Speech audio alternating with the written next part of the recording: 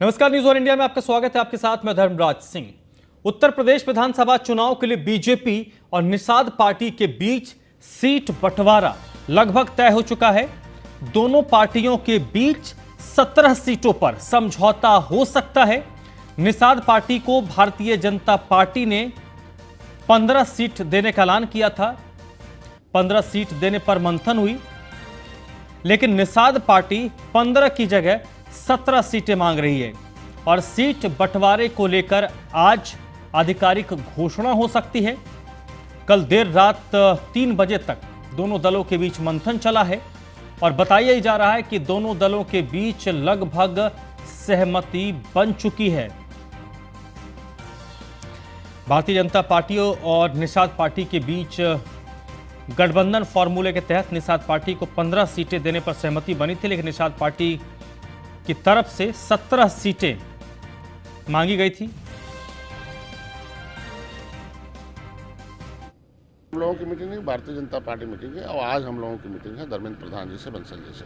और बड़े भाई हैं और हम छोटे भाई, उन्हें हम दे रखा। कहाँ हमारे पार्टी के कार्यकर्ता जीत सकते हैं उसे आज सर्वे में आ जाएगा। जिन कार्यकर्ता जीत सकते हैं उनके नामों का ऐलान कर दिया जाएगा। तो कितने सीटों पर मोटे तौर पे लगभग 15 सीटें पहले से तय रखी है। ज़्यादातर सीटें पर निषाद पार्टी भोजन भरी थाली से लड़ेगी। 2-4 सीटें ऐसी हैं कि जहां हमारे कार्यकर्ता जो है कमल चुनाव चिन्ह पर लड़ सकते हैं और जीत के लिए हम लोग काम कर रहे हैं। और जीतने के लिए जो सीटें जहां से हमारे कार्यकर्ता तैयार कर रहे हैं 7 साल से, वही सीटें भारतीय जनता पार्टी को देने में तय। हम लोगों की मीटिंग नहीं, भारतीय जनता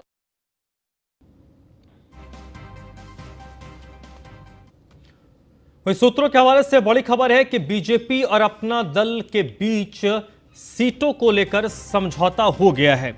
14 सीटों पर अपना दल और बीजेपी के बीच गठबंधन हो सकता है। 2017 की तुलना में भारतीय जनता पार्टी अपना दल को 3 सीटें ज्यादा देने को तैयार है। दोनों दलों के बीच कल देर रात बैठक हुई है और सूत्रों की माने इस बैठक में गठबंधन को लेकर समझौता हो चुका है। 2017 में भारतीय जनता पार्टी और अपना दल के बीच गठबंधन हुआ था। इसमें गठबंधन के तहत अपना दल को 11 सीटें दी गई थी। इस बार 2022 में अपना दल को 3 सीटें ज्यादा भारतीय जनता पार्टी की तरफ से ऑफर हुई हैं और इसको लेकर दोनों दलों के बीच लगभग समझौता हो चुका है।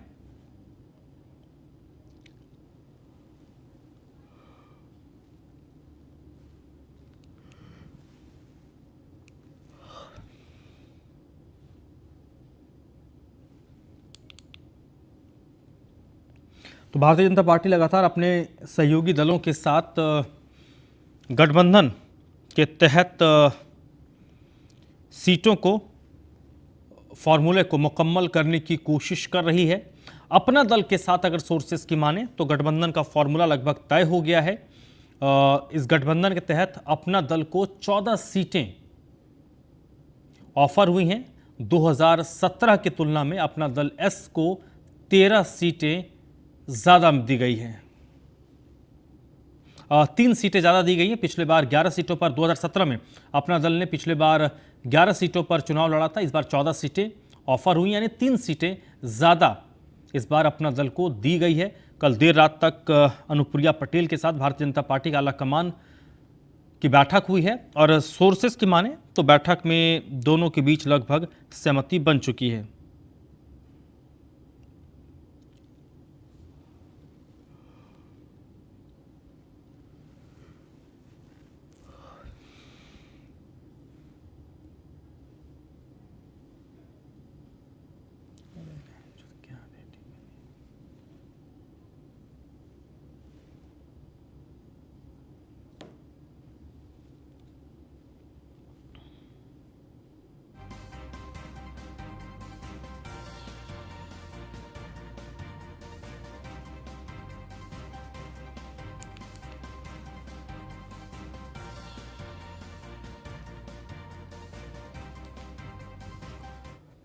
और इस वक्त संजय निषाद, जो निषाद पार्टी के अध्यक्ष हैं, वो भारतीय जनता पार्टी के उत्तर प्रदेश के चुनाव प्रभारी धर्मेंद्र प्रधान के घर पहुंचे हैं।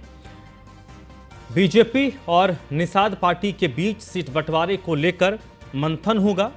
बीजेपी के संगठन महामंत्री सुनील बंसल भी इस बैठक में मौजूद हैं। यूपी के डिप्टी सीएम केशव प्रसाद मौर्य भी इस बैठक में मौजूद हैं। तो बड़ी खबर इस वक्त की, संजय निषाद धर्मेंद्र प्रधान के घर पर पहुंचे हैं, जहां पर दोनों पार्टी के बीच जो गठबंधन के तहत सीट शेयरिंग का फॉर्मूला है उस पर चर्चा होनी है। सुनील बंसल इस बैठक में मौजूद हैं, केशव प्रसाद मौर्य बैठक में मौजूद हैं।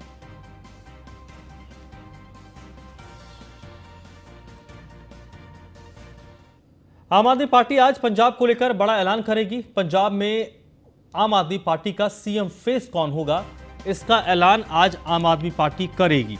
मुख्यमंत्री केजरीवाल आज मोहाली में होंगे। दोपहर 12 बजे एक प्रेस कॉन्फ्रेंस होनी है। इस प्रेस कॉन्फ्रेंस में आम आदमी पार्टी अपने सीएम फेस का ऐलान करेगी। पंजाब के मुख्यमंत्री पद का उम्मीदवार कौन होगा, पंजाब में आम आदमी पार्टी का सीएम फेस कौन होगा, आज आम आदमी पार्टी उस चेहरे के नाम का ऐलान करेगी। दोपहर 12 बजे प्रेस कॉन्फ्रेंस है। दिल्ली के मुख्यमंत्री और आम आदमी पार्टी के संयोजक अरविंद केजरीवाल आज मोहाली में होंगे।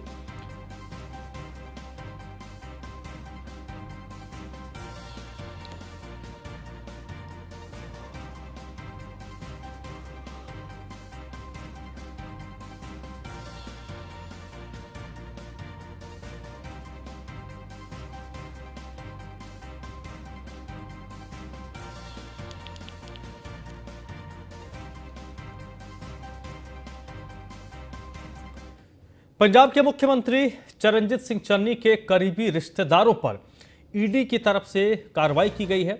मुख्यमंत्री चन्नी के रिश्तेदार भूपेंद्र सिंह के घर पर ईडी की तरफ से छापा मारा गया है।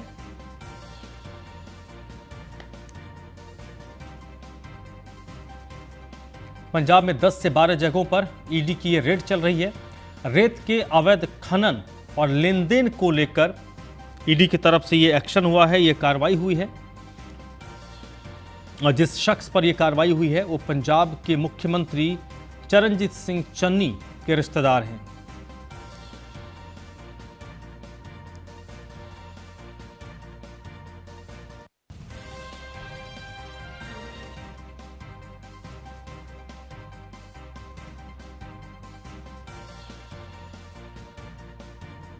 पंजाब के मुख्यमंत्री चरणजीत सिंह चन्नी के करीबी रिश्तेदार पर ईडी की तरफ से दबिश दी गई है। ईडी ने भूपेंद्र सिंह के ठिकानों पर छापेमारी की है।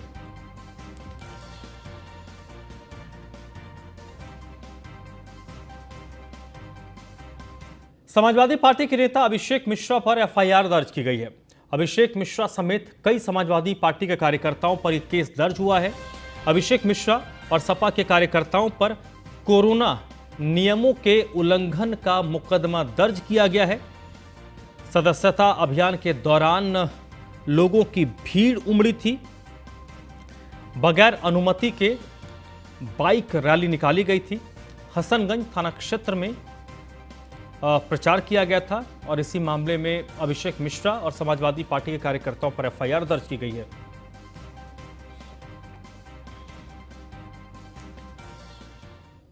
अखिलेश यादव की अन्य प्रतिज्ञा पर कैबिनेट मंत्री सुरेश राणा ने पलटवार किया है।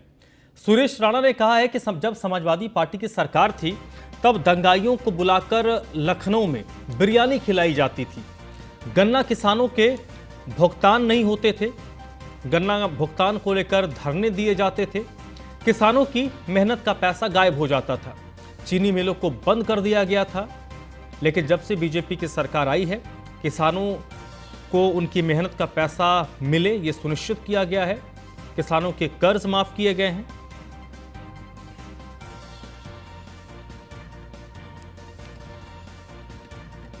ने 22 चीनी मिलों को अपग्रेड किया और जितना समाजवादी पार्टी सरकार में और बसपा सरकार में 10 वर्षों में गन्ना किसानों का भुगतान नहीं हुआ, उससे ज्यादा 1,55,000 करोड़ रुपए का गन्ना किसानों का भुगतान करने का काम किया तो उत्तर प्रदेश की योगी सरकार ने किया। आदरणीय प्रधानमंत्री जी की प्रेरणा से माननीय मुख्यमंत्री योगी आदित्यनाथ जी ने किसानों के हित में जो फैसले किए हैं, 36,000 करोड़ रुपए का ऋण मोचन का फैसला पहले ही कैबिनेट में, किसान सम्मान निधि, और तमाम प्रकार के किसानों के, सबसे बड़ी बात तो किसानों के लिए सुरक्षा। ये सारा काम किसने किया?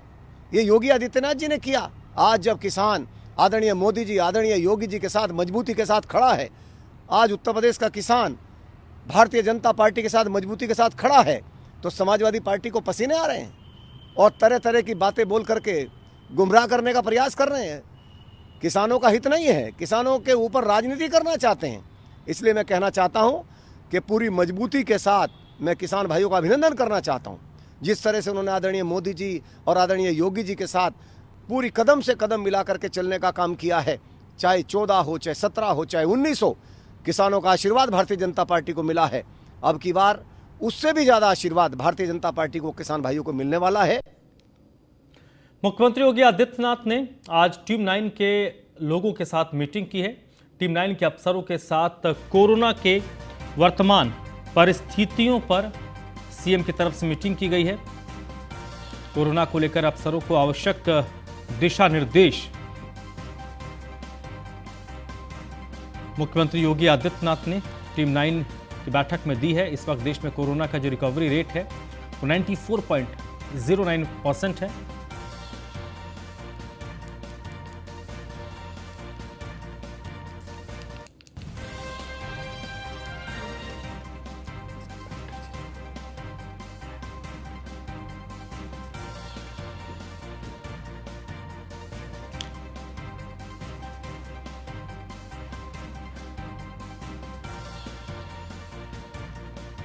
मुख्यमंत्री योगी आदित्यनाथ ने टीम 9 के साथ बैठक की। पिछले 24 घंटे में 1,57,000 से ज्यादा मरीज ठीक हुए हैं।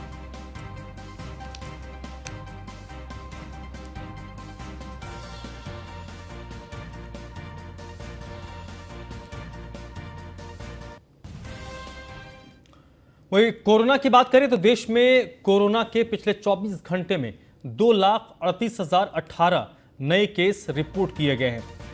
हालांकि पिछले कुछ दिनों से इसकी अगर तुलना करें तो मामलों में कमी देखी जा रही है। पिछले 24 घंटों में 310 लोगों की मौत हुई है। इस वक्त देश में जो कोरोना से रिकवरी रेट है वो 94.9% है। पिछले 24 घंटों में 1,57,421 मरीज रिकवर हुए हैं। देश में ओमिक्रॉन वेरिएंट की बात करें जिसके कारण ये तीसरी लहर आई है, उसके 8,890 मामले अब तक सामने आ चुके हैं।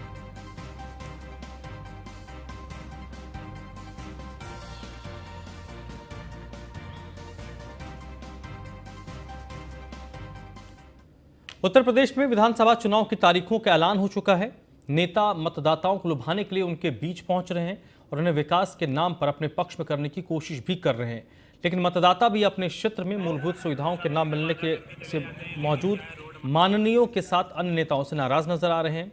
रायबरेली के सरेनी विधानसभा के लालगंज के बहाई गांव में बदहाल सड़क से परेशान ग्रामीणों ने गांव के प्रवेश द्वार पर होर्डिंग और बैनर टांग दिया है और इसमें लिखा है कि रोड नहीं तो वोट नहीं।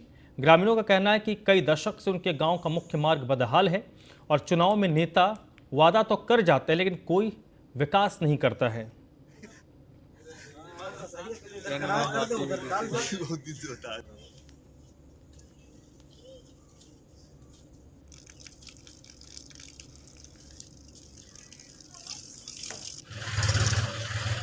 बहाई का रहने वाला हूँ। क्या समस्या है? समस्या ये रोड की है। सालों हो गए हैं, बचपन से जवानी से बुढ़ापा आ गया है और रोड उसी तरीके की है। न ये बन रही और ख़राब होती चली जा रही है। मान लो हम किसी को बिठा के भी लाते हैं तो वो रास्ते में गिर जाता है और हम घर पहुंच जाते हैं। हाँ, हम किसी को बिठा के ला रहे हैं, वो यहीं गिर जाएगा या गिर जाएगी और हम घर पहुंच जाएंगे कि हमारे साथ कोई बैठा है पीछे। हमारी समस्या रोड की समस्या है। ये हमारी रोड सन 2006 में बनी हुई थी, उसके बाद से ये रोड नहीं बनी है। और इस रोड की हालत इतनी बदतर हो गई है कि बरसात में हम लोगों को चलने में इतनी तकलीफ़ होती है कि पानी घुटनों तक भर जाता है। स्कूली बच्चे नहीं निकल पाते हैं, यहाँ ज़ईफ़ लोग नहीं निकल पाते हैं और एक लोगों को तो हाथ टूट चुका है, इसमें लोग का पैर टूट चुका है गिरने की वजह से। लोग ये रास्ता छोड़ दिया है आना, इसी वजह से कि इतनी हालत बेकार होने के बावजूद वो यहाँ पर सुनवाई नहीं हो रही है। अच्छा, इससे पहले क्या कहीं कोई शिकायत की है सड़क जी, के इससे बारे में? पहले भी हम लोगों ने ब्लॉक में जाके शिकायत की, लेकिन कोई कार्रवाई नहीं हुई है। अब आपकी क्या मांग है? हमारी मांग यही है कि हमारे गांव वालों ने ये अहद किया है कि सबने मुत्तहिद होकर बात की है कि अगर जब तक ये रोड नहीं बनेगी तब तक हम किसी को वोट नहीं। रायबरेली में बैंक मैनेजर ब्रजेश ने ग्राहक के साथ अभद्रता की। बैंक मैनेजर ने ग्राहक को भिखारी बताया और खुद पैसे वाला बताया। उसने कहा कि मेरे पास 50 बीघा खेत है। बैंक मैनेजर ने ग्राहक को भीख मांगने की नसीहत दी, जिसका वीडियो अब वायरल हो रहा है। घटना रायबरेली के पंजाब नेशनल बैंक की है।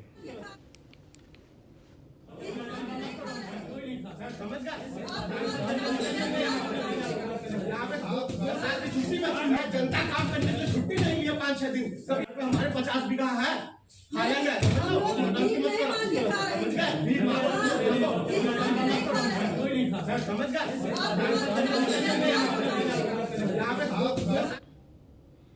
कानपुर के श्यामनगर में सोमवार देर रात सॉफ्टवेयर इंजीनियर के बंद मकान में डकैतों ने धावा बोला। अमेरिका में बैठे इंजीनियर ने सीसीटीवी के जरिए लुटेरों को देखा और पड़ोसियों और पुलिस को खबर की। पुलिस के पहुंचने पर बदमाशों ने फायरिंग की। पुलिस की जवाबी कार्रवाई में एक लुटेरे को गोली लगी है, जिसे पकड़ा गया। दोनों तरफ से कई राउंड फायरिंग हुई और 3 घंटे तक इलाके में सर्च ऑपरेशन किया गया। हालांकि दूसरे बदमाश भागने में कामयाब रहे। एक पुलिस बाहर से इन लुटेरों को सरेंडर करने की अपील करती रही। कानपुर के श्यामनगर डी ब्लॉक निवासी सॉफ्टवेयर इंजीनियर विजय अवस्थी और आशुतोष अवस्थी HCL में इंजीनियर हैं।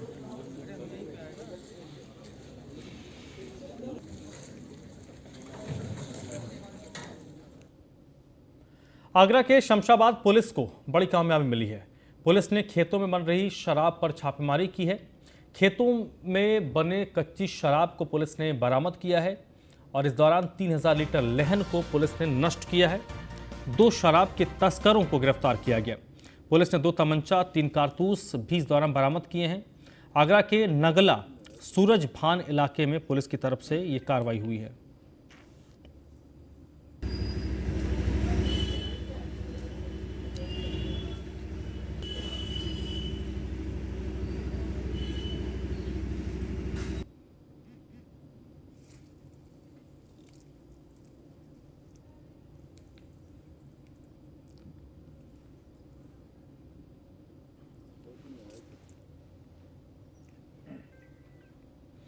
कुशीनगर तहसील के कर्मचारी का रिश्वत लेता हुआ एक वीडियो वायरल हुआ है। कर्मचारी ने ऑडिट के लिए पैसे मांगे। कुशीनगर के तमकुही तहसील का ये मामला है, जहां पर तहसील के कर्मचारी का रिश्वत लेता हुआ वीडियो सामने आया है। तमकुही तहसील का ये मामला है, जहां पर ये कर्मचारी रिश्वत ले रहा है और इसके रिश्वत लेते हुए का जो वीडियो है वो अब सामने आया है।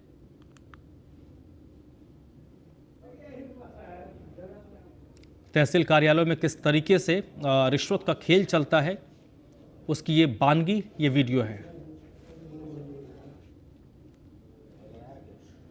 सूचना से आइल बा कौन आयुक्त के यहाँ से सम्मान आइल बा तोर लोग ओकर तामिला डेट का ये न ते कहले कि तामिला करो तो उक्त गलत इंद्रा। कुशीनगर का ये वीडियो है जिसमें तहसील का कर्मचारी रिश्वत ले रहा है। साफ से समझ ले अरे यार देख बाबू। यूपी में एक बार फिर किसानों को लेकर सियासत गर्म है। किसानों की लहलहाती वोटों की फसल सभी काटना चाहते हैं, इसलिए किसान नेताओं के बीच जाने का सिलसिला भी शुरू हो गया है। 2 दिन पहले गठबंधन के उम्मीदवारों ने भारतीय किसान यूनियन के अध्यक्ष नरेश टिकैत के दरबार में हाजिरी लगाई, जिसके बाद चौधरी टिकैत ने सपा आरएलडी गठबंधन को समर्थन देने का ऐलान किया। इससे बीजेपी के खेमे में खलबली मच गई। वक्त की नज़ाकत को भांपते हुए बीजेपी आलाकमान ने तत्काल केंद्रीय मंत्री संजीव बालियान को नरेश टिकैत के पास भेजा, जिसके बाद भारतीय किसान यूनियन अध्यक्ष के सुर बदले बदले नजर आ रहे हैं।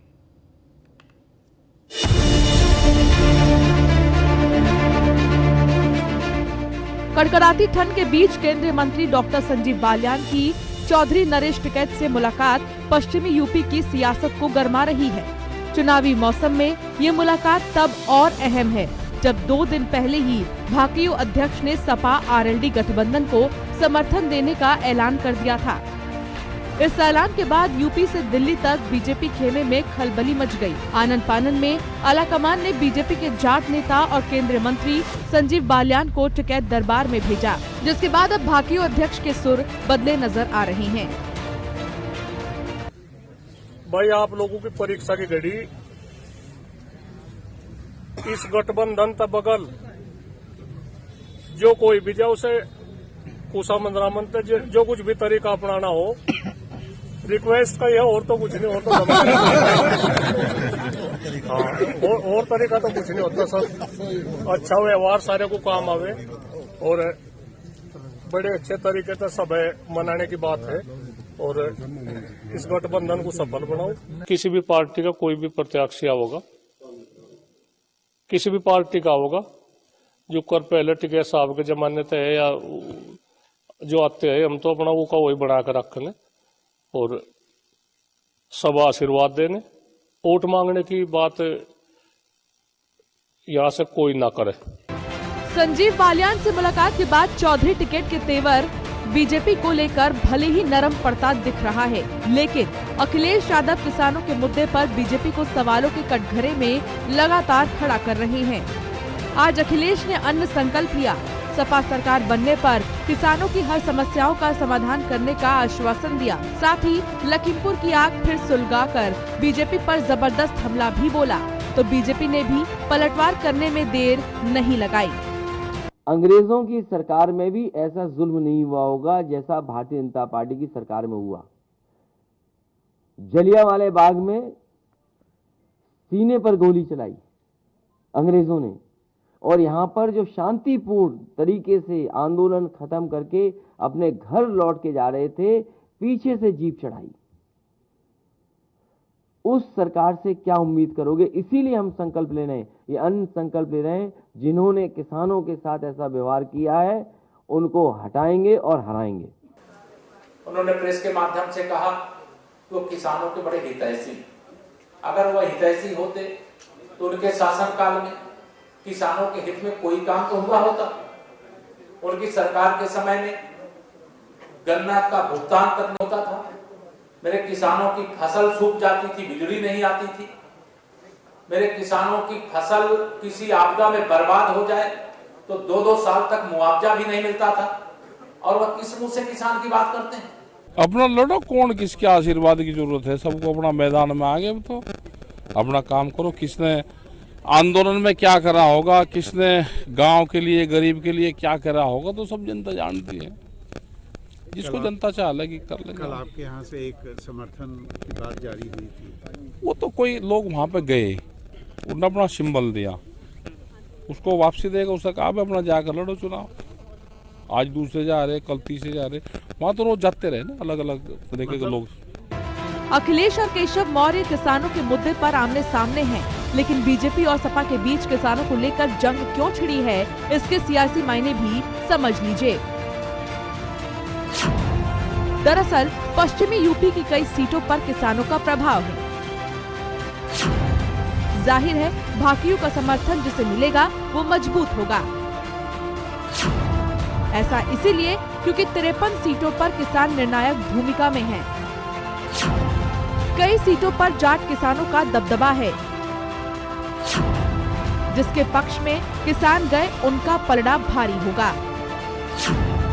2014, 2017, 2019 में किसान बीजेपी के साथ थे।